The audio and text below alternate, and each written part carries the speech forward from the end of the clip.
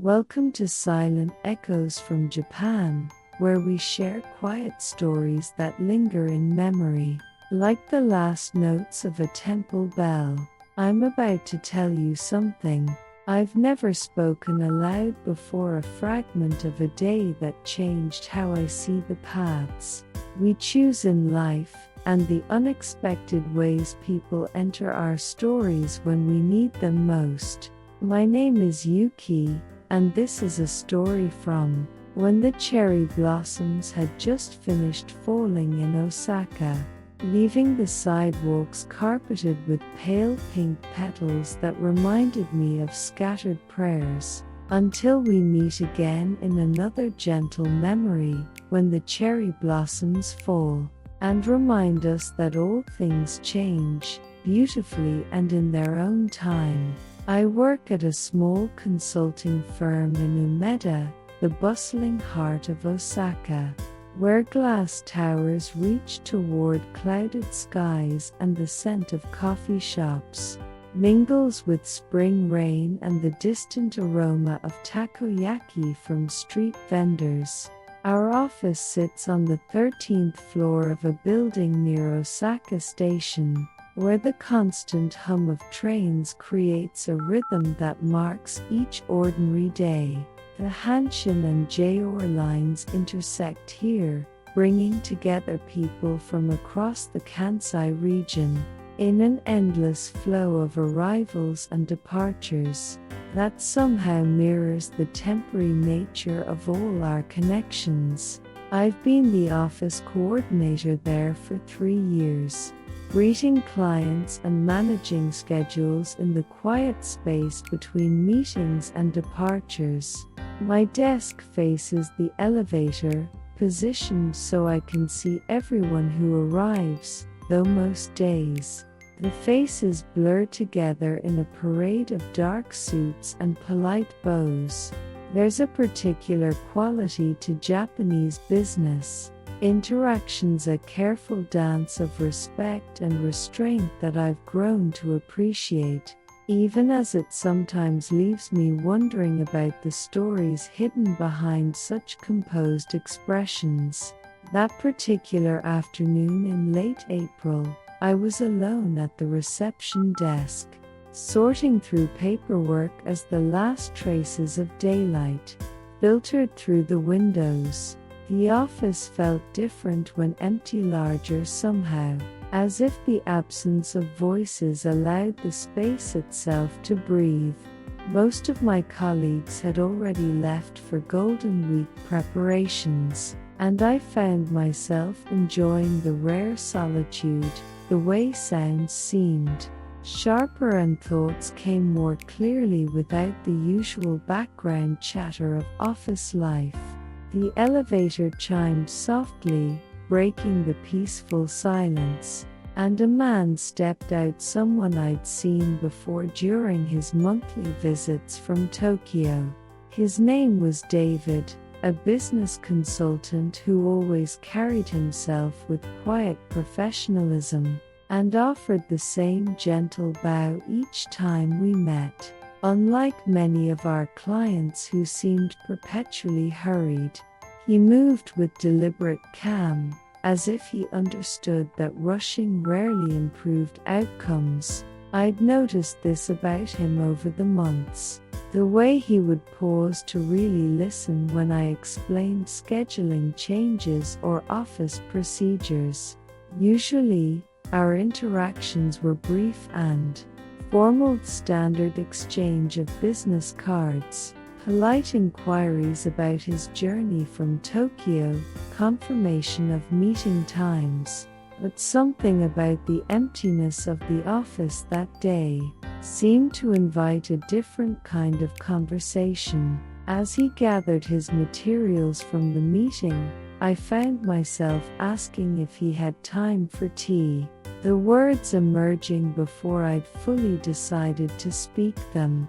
There was a small cafe on the ground floor of our building, a place I'd often noticed but rarely visited, preferring to eat my lunch at my desk while reading. We rode the elevator down in comfortable silence, and I wondered what had prompted me to suggest this departure from routine.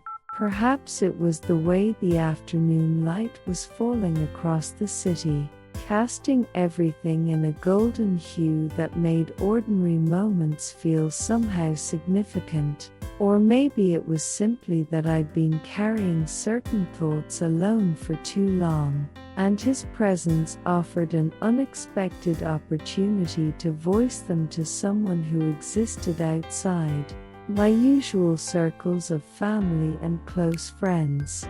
The cafe was nearly empty, decorated with warm, wooden soft lighting that made everything feel removed from the busy streets outside.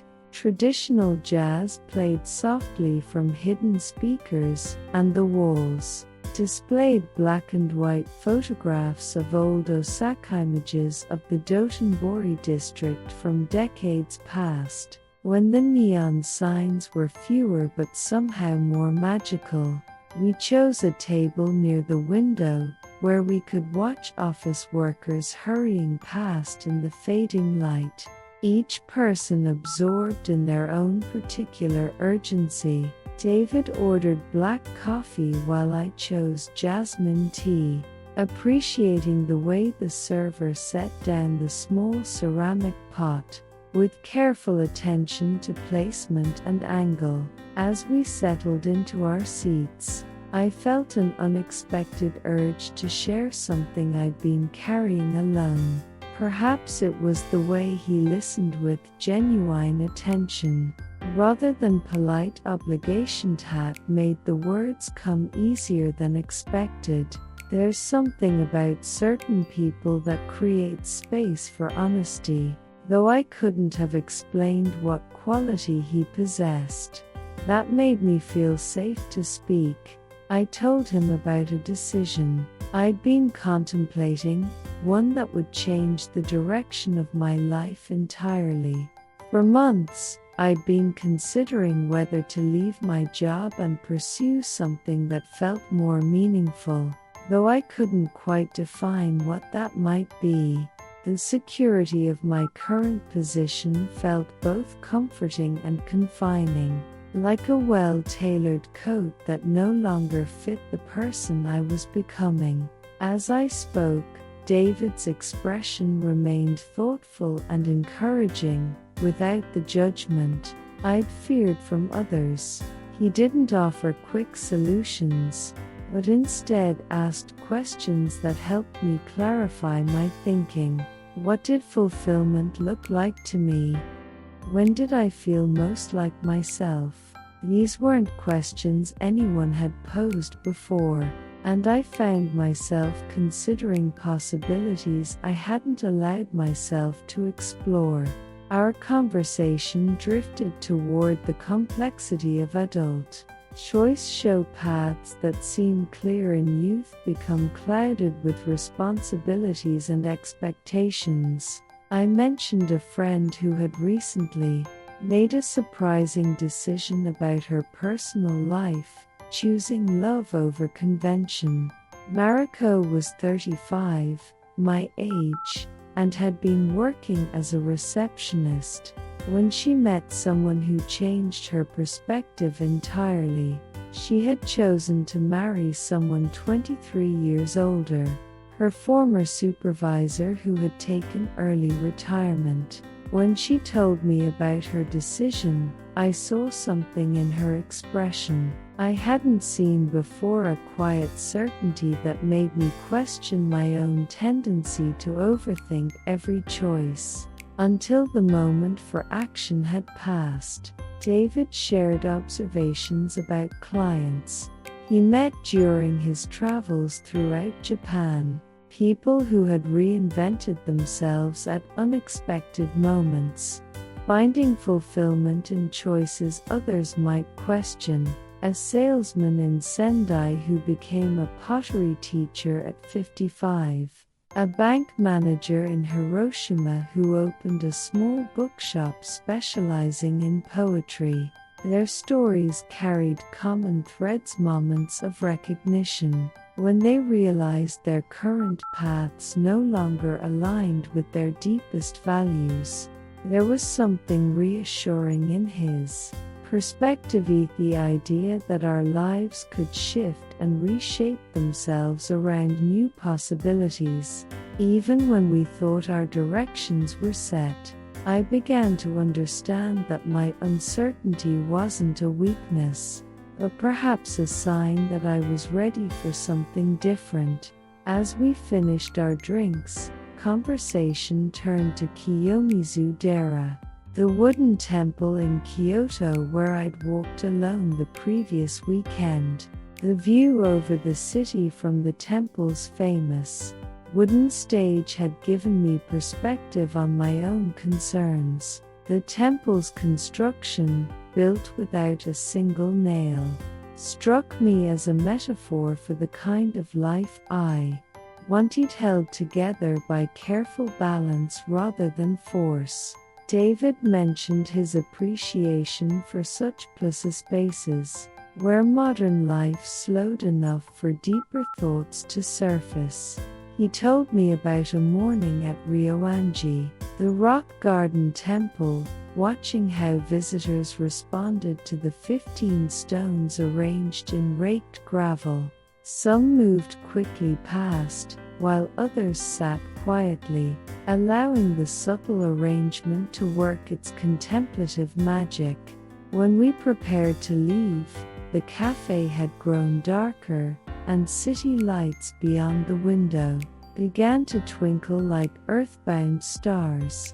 There was no dramatic resolution to the questions I'd been carrying. Instead, I felt a subtle shift in understanding how decisions might unfold, not as sudden revelations, but as gradual recognitions of what we already know to be true. We exchanged business cards again, though this time the gesture felt different, less formal, more like acknowledgement of a genuine connection. As I tucked his card into my purse, I noticed how sharing honest conversation had left me feeling lighter, as if I'd been carrying a weight I hadn't realized was there. Walking to Osaka station afterward, I carried the memory of that unexpected conversation, and how certain meetings can illuminate aspects of ourselves we hadn't fully recognized. The evening crowds moved with familiar urgency, but I felt strangely calm, as if something had been gently resolved without my realizing it. In the weeks that followed, I found myself returning to that feeling whenever I needed to remember that courage and clarity often arrive in the quietest moments. David continued his monthly visits, and our interactions remained professional, but there was now an unspoken understanding between us. I never saw him again after that spring, but the impact of our conversation continued to work its quiet influence on my decisions. Whether this truly happened, or whether it exists only in the space between memory and imagination somehow, the telling makes that distinction less important. If even a small part of this story stays with you, then I'm grateful we shared this quiet moment together.